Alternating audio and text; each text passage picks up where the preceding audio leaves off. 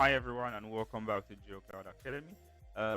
If you're new to GIS and you're also looking for quick ways to get updated data, be it OpenStreetMap related data in terms of road network, water bodies, buildings, building footprint, administrative areas, not boundaries, though, when it's more of infrastructures, and you're wanting to download the most updated data as at yesterday before midnight, we would actually get through with Geofabrik, the tool, the website rather, we'll be going through exploring in our video today. So let's get straight to it. So once you open your browser, you just type in Geofabrik, enter.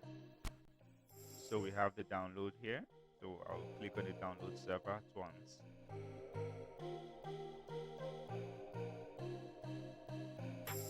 So once that opens up, it gives us our subregions. You select the country you're interested, the continent rather you're interested in downloading from first. So I have Africa here.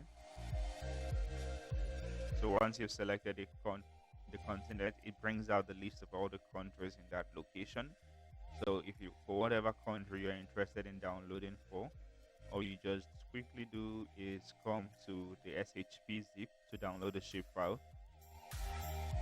So once you click up that, we have that automatically downloading. So that is Geofabrik, is your gateway to the entire OpenStreetMap database, conveniently packaged and ready to use when you need rich and detailed data for analysis or creating beautiful base maps.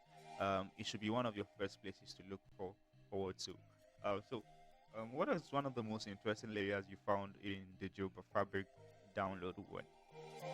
Let me know in the comment section, or what actually data are you looking forward to using from the Geofabrik. If this video helped you unlock a new source of amazing data, please give it a like and be sure to subscribe to GeoKloud Academy. Thanks for watching, and as always, happy mapping.